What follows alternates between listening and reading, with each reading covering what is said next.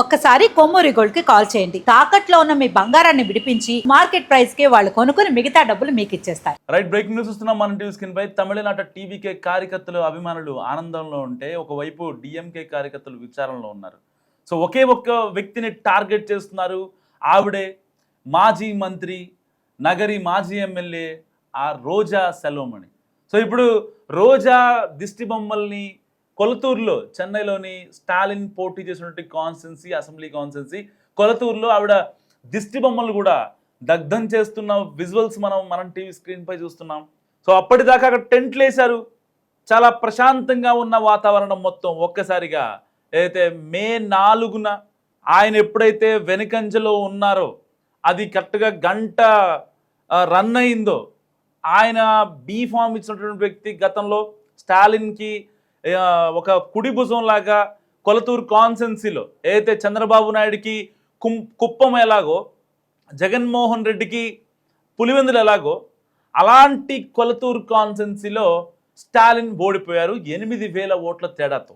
So ఎప్పుడూ ఆయనకి దాదాపుగా గడిచిన 45 ఏళ్లలో 6 సార్లు గెలిచారు. అండ్ తర్వాత ఉప ఎన్నికల్లో కూడా ఆయనదే హవా నడిచింది. అలాంటి చోట రోజా సెల్వమణి ఎంట్రీతో సీన్ అంతా తారుమారైపోయింది. ఐరన్ లెగ్ రోజా అంటూ అక్కడి మీమర్స్ ఇన్స్టాగ్రామ్లో తెగ పోస్టులు పెడుతున్న పరిస్థితి. ఓడిపోయిన తర్వాత కొలతూరుకి వచ్చారు సీఎం స్టాలిన్. సరిగ్గా నిన్న సాయంత్రం కొలతూరుకి వచ్చారు. ఆ సమయంలో ఆయన్ని చూస్తూ చాలామంది కార్యకర్తలు, అభిమానులు, ఆయనకి ఓటేసిన వాళ్ళంతా ఏడ్చుకుంటూ ఆయన్ని ఓదార్చారు.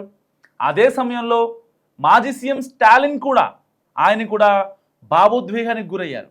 సో అసలు ఏం జరిగింది?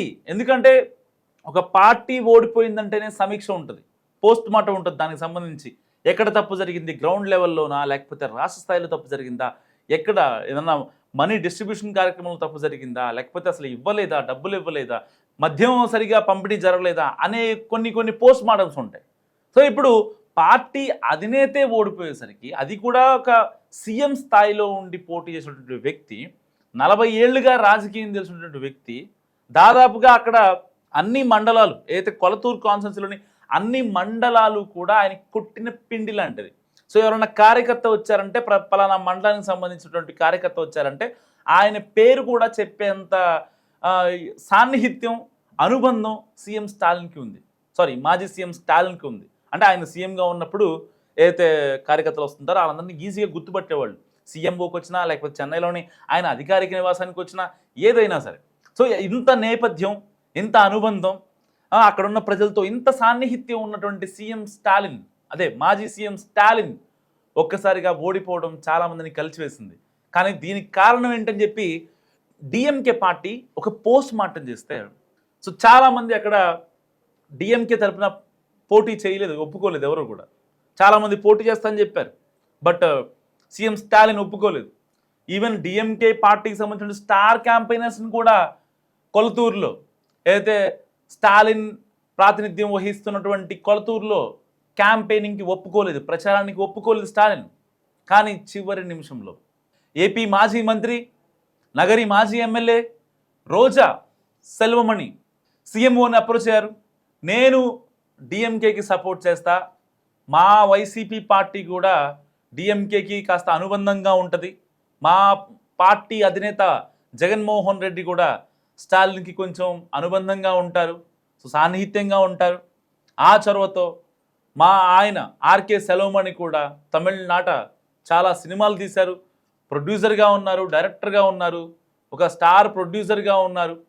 అలాంటి మా ఫ్యామిలీ నుంచి నేను పోటీ చేయకపోయినా నేను ప్రచారం చేస్తానంటూ ఆవిడ సీఎంఓని ఒప్పించుకొని, సో ఈ విషయం మరి తర్వాత స్టాలిన్ అడిగారో లేదో తెలీదు, కానీ అక్కడ డిఎంకే పార్టీ కార్యకర్తలు వీళ్ళంతా యాక్టివ్ అయిపోయి, సరే రోజాకి కాస్త కొస్త ఫేమ్ ఉంది కాబట్టి ఓకే అనుకొని ఆవిడ్ని 4 మాటలు మాట్లాడమని చెప్పారు.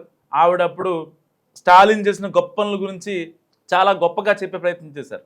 కానీ అక్కడి ప్రజలు మాత్రం వినలేదు. ఆపోజిట్లో ఉన్నటువంటి టీవీకే పార్టీ చీఫ్ అపాయింట్ చేసిన, బీ ఫామ్ ఇచ్చిన ఎంఎస్ బాబుకే ఓటేశారు. 8,000 ఓట్ల తేడాతో సీఎంగా ఉన్నటువంటి స్టాలిన్ ఓడిపోయారు. పార్టీ ఓడిపోయింది, పార్టీ అధ్యక్షుడు కూడా ఓడిపోయాడు. నిజంగా ఇంత విషాదకర సంఘటన దేశ చరిత్రలో ఏ రాజకీయ పార్టీకి కూడా ఇలాంటిది ఎదురవ్వలేదు.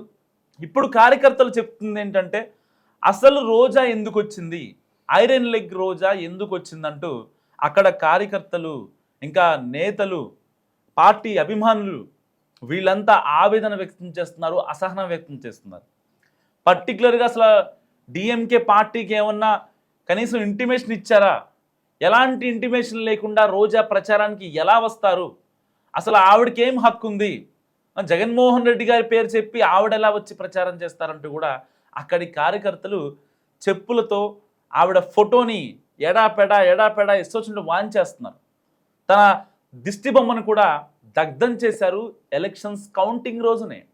మే 4న మధ్యాహ్నం 12 గంటల నుంచి ఇప్పుడు ఈ వార్త చదువుతున్న టైం వరకు అక్కడ సీఎం స్టాలిన్ ఓడిపోయిన అసెంబ్లీ సెగ్మెంట్ కొలతూరులో కార్యకర్తలు, పార్టీ నాయకులు ఒకటే మాట్లాడుతున్నారు.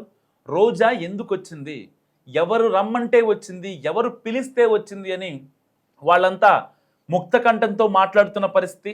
నిజంగా మరి వాళ్ళు చెప్తున్నది ఏంటంటే, మీకు ఒక స్క్రీన్ పైన ఒక పిక్ చూపిస్తాను, మనం టీవీ స్క్రీన్ పైన. సో మొన్న కేసీఆర్ని ఓడించింది, నిన్న జగన్మోహన్ రెడ్డిని ఓడించింది, ఇప్పుడు స్టాలిన్ని ఓడించింది అంటూ ఫన్నీగా మీమ్స్ పెడుతున్నారు. దీని కింద కామెంట్స్ కూడా చాలా నెగిటివ్గా వస్తున్నాయి ఆర్కే రోజాకి. నిజంగా ఆర్కే రోజా తమిళనాడు వెళ్ళి ప్రచారం చేయడం కరెక్టా కాదా? ఎందుకంటే ఆయన వాళ్ళ హస్బెండ్ అక్కడ ఒక ప్రొడ్యూసర్గా, ఒక డైరెక్టర్గా ఉన్నారు. సో ఆ ఫేమ్తోనే వెళ్ళిందా, లేదంటే మళ్ళీ డిఎంకేనే ప్రభుత్వాన్ని ఏర్పాటు చేయగలదు కాబట్టి సో ఫర్దర్గా ఏదైనా లాబింగ్ చేసుకోవచ్చు. ఎలాగూ ఇక్కడ వైసీపీలో ఇక్కడ మళ్ళీ ఇంకో 3 ఏళ్ళ వరకు మనకి ఎలాంటి పదవులు ఉండవు. సో అక్కడికి వెళితే ఏదన్నా చిన్నో చితకో పదవి వస్తుంది, మా ఆయన కూడా ఎలాగో అక్కడ ఒక ప్రొడ్యూసరు అనే భావంతో వెళ్ళారా అనే అనుమానాలు కూడా అక్కడున్న ఏదైతే స్టాలిన్ ఓడిపోయిన కొలతూరు కాన్స్టిట్యున్సీలోని ప్రజల్లో వ్యక్తమవుతున్న ఆందోళన. ఇప్పుడు ఆవిడ స్వలాభం కోసం మమ్మల్ని ఎలా, మా నాయకుడిని ఎలా దిగజార్చి ఆయన్ని ఓడిస్తారంటూ కూడా అక్కడ చాలా గట్టిగా మాట్లాడుతున్న పరిస్థితి అక్కడ ఫ్యాన్స్. నిజంగా మళ్ళొకసారి వస్తే మాత్రం బాగోదు, ఎందుకంటే జరగాల్సిన డ్యామేజ్ అయితే జరిగిపోయింది. దాదాపుగా మరొక 5 ఏళ్ళు ఇక ఎవరు అవునన్నా ఎవరు కాదన్నా ఇక డిఎంకే కార్యకర్తలు కాస్త సంయమనం పాటించాల్సిందే. సరే, వాళ్ళకి వచ్చిన ఓట్ షేర్ ఎంత అని ఇవి పక్కన పెడితే సరైన ప్రభుత్వాన్ని ఏర్పాటు చేయాల్సినటువంటి సీట్లు అయితే ఇప్పుడు రాని పరిస్థితి. సో ఇలాంటి నేపథ్యంలో అసలు రోజా తమిళనాడుకు వెళ్ళి ప్రచారం చేయడం కరెక్టా కాదా? మీరేమనుకుంటున్నారు? మస్ట్గా కామెంట్ చేసే ప్రయత్నం చేయండి.